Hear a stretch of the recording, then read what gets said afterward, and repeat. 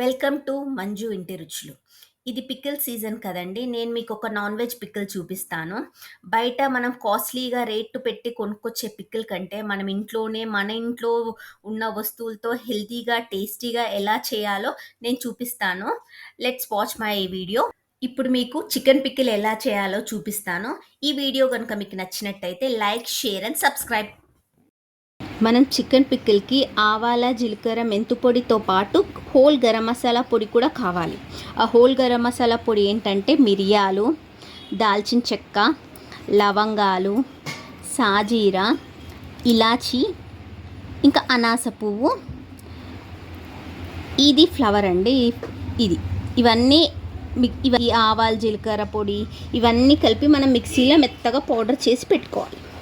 వేడి నీళ్ళు కొంచెం వేడి చేసుకోవాలండి. ఆ కాచిన వేడి నీళ్ళల్లో ఈ చికెన్ ముక్కలు వేయాలి. వేసి దీన్ని ఒక 5 మినిట్స్ ఉడకనిద్దాం. 5 మినిట్స్, ఎక్కువసేపు కాదు. లేకపోతే మనం డైరెక్ట్ నూనెలో ఫ్రై చేసామనుకోండి ముక్క గట్టి పడుతుంది. అందుకని ఒక 5 మినిట్స్ ఉడకబెడితే ముక్క మంచిగా మెత్తగా జ్యూసీగా ఉంటుంది. ముక్కలు చూడండి, ఇలా ఉన్నప్పుడు మనం వంపేసుకోవాలి. ఎగ్జాక్ట్ 4 to 5 మినిట్స్ పెట్టేసేయండి చాలు. వంపేసుకోవాలి. 1 కేజీ చికెన్కి మనకు 1 బౌల్ నిండా కారం, ఉప్పు, మనం ఇందాక మిక్సీ పట్టి పెట్టుకున్నాం కదండి అది.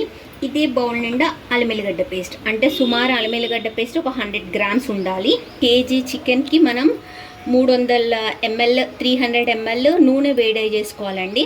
ఆ వేడి చేసిన నూనెలో మనం చికెన్ వేయాలి.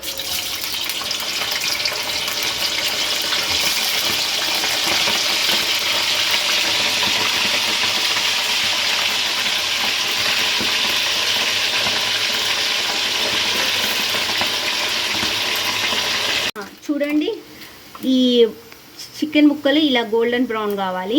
అయినప్పుడు తీసేసి మనం పక్కన పెట్టుకోవాలి. అలాగే అంతా ఉన్న చికెన్ అంతా కొన్ని వేసుకుంటూ వేయించాలండి. ఒకటేసారి వేయించొద్దు. ఒకటేసారి వేయించితే సరిగా వేగవు. అలాగే కొన్ని వేసుకుంటూ వేపుకోవాలి. మనం ఇలా కొన్ని వేసుకోవాలి. వేసేటప్పుడు కొంచెం జాగ్రత్త అండి, కొంచెం జాగ్రత్తగా వేయండి. వేయించిన తర్వాత ఇట్లా కొంచెం కరివేపాకు, కొన్ని ఎల్లిపాయలు వేయాలి. వేసి కొంచెం కలుపుకోవాలి. ఇలా వేసిన తర్వాత మనకు ఒక 100 గ్రాముల అల్లం ఎల్లిగడ్డ వేసుకోవాలి. ఇప్పుడు ఒక 100 గ్రామ్స్ అల్లం ఎల్లిగడ్డ వేసుకోవాలి. ఈ అల్లం ఎల్లిగడ్డ కూడా పచ్చి వాసన పోయే వరకు ఈ చికెన్లో ఈ వేడి నూనెలో వేయించాలి. మొత్తం పచ్చి వాసన అంతా పోవాలి. ఇలా మంచిగా వేగిన తర్వాత మనం మిగతా మసాలాలు, కారం, ఉప్పు వేసుకోవాలి.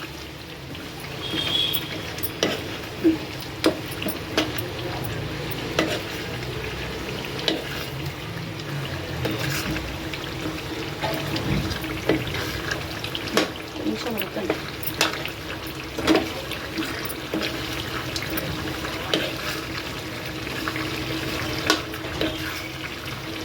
ఇప్పుడు ఇది వేసిన తర్వాత మనం ఫస్ట్ కొంచెం సాల్ట్ వేసుకోవాలి. మన కేజీకి ఒక 100 గ్రామ్స్ సాల్ట్ పడుతుంది.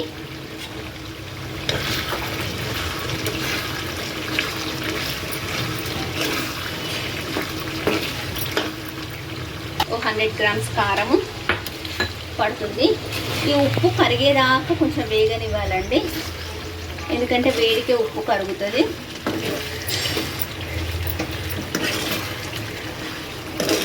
మనం ఈ చికెన్ అనేది బోన్లెస్సే తీసుకోవాలండి. బోన్తో తీసుకుంటే బాగుండదు. అది కూడా బ్రెస్ట్ పీస్ తీసుకోవాలి. బ్రెస్ట్ పీస్లో ఫ్యాట్ ఉండదు కాబట్టి అది ఎక్కువ రోజులు స్టోర్ చేసుకోవచ్చు. దాని తర్వాత మనం ఇందాక ఆవాలు, జీలకర్ర, మెంతులు, గరం మసాలా ఇవన్నీ మిక్సీలో సన్నగా పొడి చేసుకొని పెట్టుకున్నాం కదండి, ఇది కూడా వెయ్యాలి.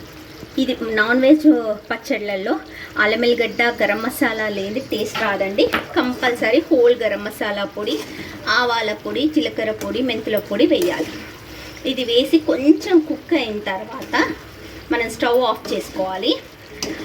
ఇది మొత్తం ఈ పచ్చడి మొత్తం చల్లగా అయిన తర్వాతనే మనం నిమ్మకాయలు పిండుకోవాలండి.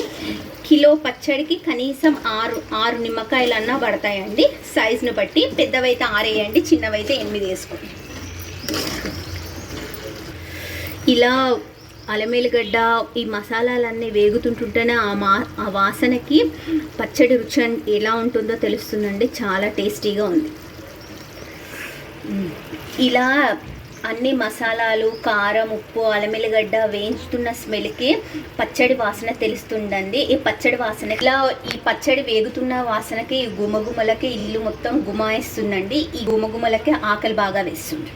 వీడియో కనుక మీకు నచ్చినట్టయితే లైక్, షేర్ అండ్ సబ్స్క్రైబ్.